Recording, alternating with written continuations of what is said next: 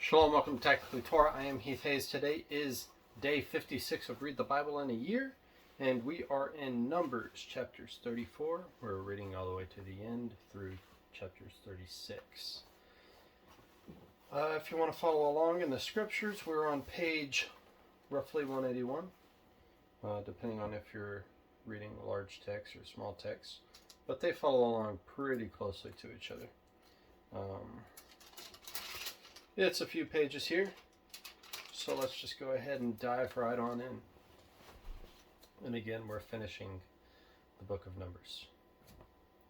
And Yahweh spoke to Moshe, saying, "Command the children of Israel and say to them, when you come into the land of Canaan, this is the land which falls to you as an inheritance, the land of Canaan to its boundaries. Then your southern border shall be from the wilderness of Sin along the border of Edom, and your southern border shall be eastward from the end of the Salt Sea. Then your border shall turn from the southern side of the ascent of Akrabim, continue to Sin, and be on the south of Kadesh Barnea. And it shall go on to Hatzar Adar, and continue to Atzmon. And the borders shall turn from Atzmon to the Wadi of Mitzrayim, and shall end at the sea. As for the western border, you shall have the great sea for a border. This is your western border. And this is your northern border. From the great sea you mark out on your border line to Mount Hor. From Mount Hor you mark out your border to the entrance of Hamath, and the edge of the border shall be toward Sadad. And the border shall proceed to Ziphron, and it shall end at Hatzar Enan. This is your northern border. And you shall mark out your eastern border from Hatzar Enan to Shepham. And the border shall go down from Shepham to Riblah on the east side of Ain, and the border shall go down and reach the eastern side of the Sea of Kinnereth. And the border shall go down along the Yarden, and it shall end at the Salt Sea. This is your land with its surrounding boundaries. And Moshe commanded the children of Israel, saying, this is the land which you inherit by lot, which Yahweh has commanded to give to the 9 tribes and to the half-tribe. For the tribe of the children of Reuben according to the house of their fathers, and the tribe of the children of Gad according to the house of their fathers, have received their inheritance, and the half-tribe of Manasseh has received its inheritance. The 2 tribes and the half-tribe have received their inheritance beyond the Yarden of Jericho, eastward, toward the sunrise. And Yahweh spoke to Moshe, saying, these are the names of the men who divide the land among you as an inheritance: Eleazar the priest, and Yehoshua, son of Nun. And take 1 leader of every tribe to divide the land for the inheritance. And these are the names of the men: from the tribe of Yehudah, Caleb, son of Yephuneh. From the tribe of the children of Shimon, Shemuel, son of Ammihud. And the tribe of Benjamin, Elidad, the son of Kislon. And the leader of the tribe of the children of Dan, Buki, son of Yogli. From the sons of Joseph, a leader from the tribe of the children of Manasseh, Haniel, son of Ephod. A leader from the tribe of the children of Ephraim, Kemuel, son of Shiftan. And the leader from the children of the tribe of the children of Zebulun, Elitzaphan, son of Parnak. And a leader from the tribe of the children of Issachar, Paltiel, son of Azan. And the leader from the tribe of the children of Asher, Ahihud, son of Shelomi. And the leader from the tribe of the children of Naphtali, Pedael, son of Ammihud. These are the ones Yahweh commanded to divide the inheritance among the children of Israel in the land of Canaan. Chapter 35. And Yahweh spoke to Moshe in the desert plains of Moab by the Yarden of Jericho, saying, Command the children of Israel that they shall give the Levites cities to dwell in from the inheritance of their possession. Also give the Levites open land around the cities, and they shall have the cities to dwell in, and their open land for their cattle, and for their herds, and for all their livestock. And the open land of the cities which you give the Levites are from the wall of the city outward 1,000 cubits all around.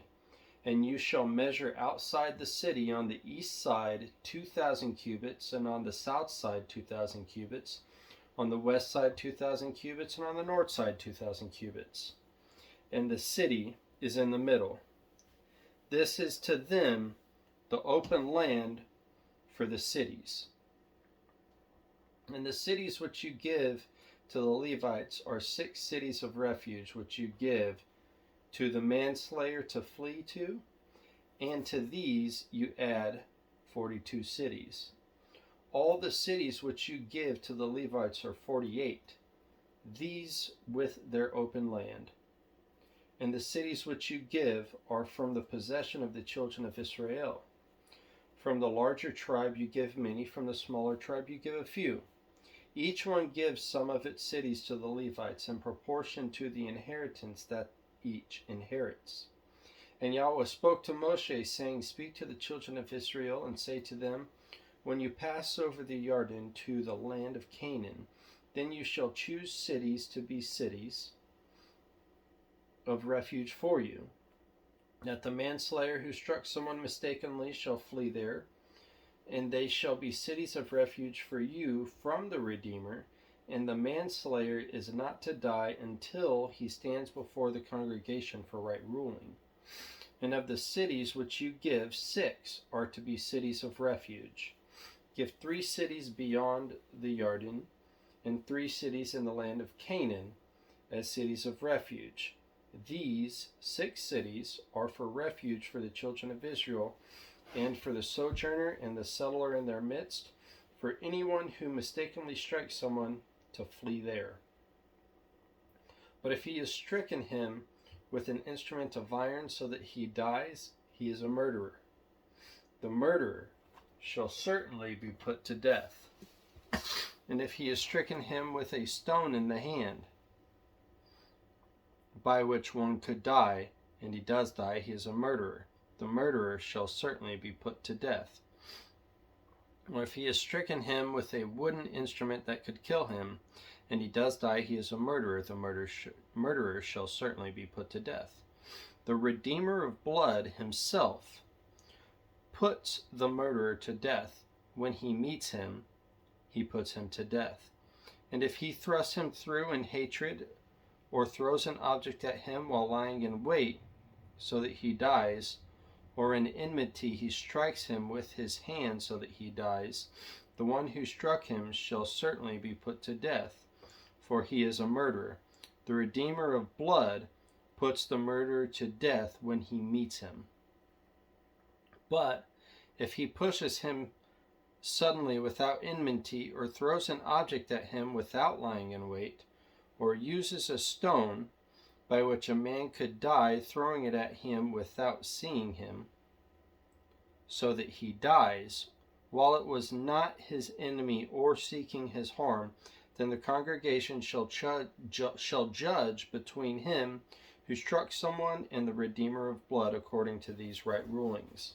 And the congregation shall rescue the manslayer from the hand of the Redeemer of blood, and the congregation shall return him to the city of refuge where he had fled. And he shall remain there until the death of the high priest who was anointed with the set-apart oil. But if the manslayer at any time goes outside the limits of the city of refuge where he fled, and the Redeemer of blood finds him outside the limits of his city of refuge, and the Redeemer of blood executes the manslayer, he is not guilty of blood, because he should have remained in the city of refuge until the death of the high priest. But after the death of the high priest, the manslayer is to return to the land of his possession, and these shall be a law of right ruling to you throughout your generations in all your dwellings.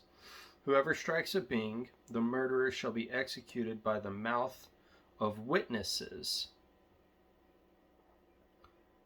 But one witness does not bear witness against someone to die.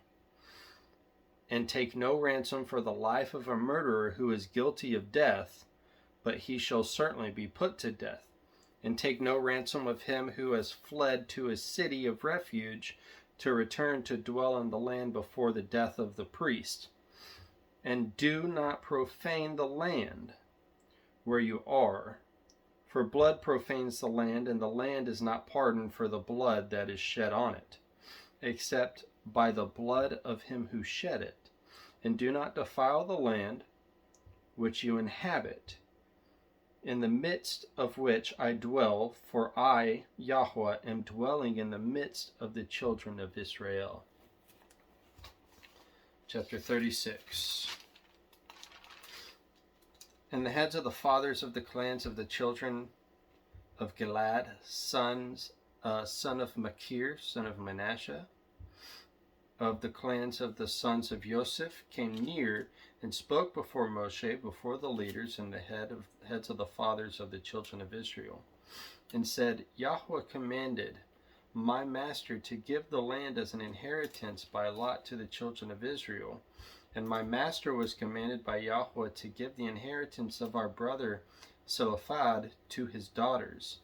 Now, if they are married to any of the sons of the tribes of the children of Israel, then their inheritance shall be taken from the inheritance of our fathers, and shall be added to the inheritance of the tribe into which they marry, and taken from the lot of our inheritance.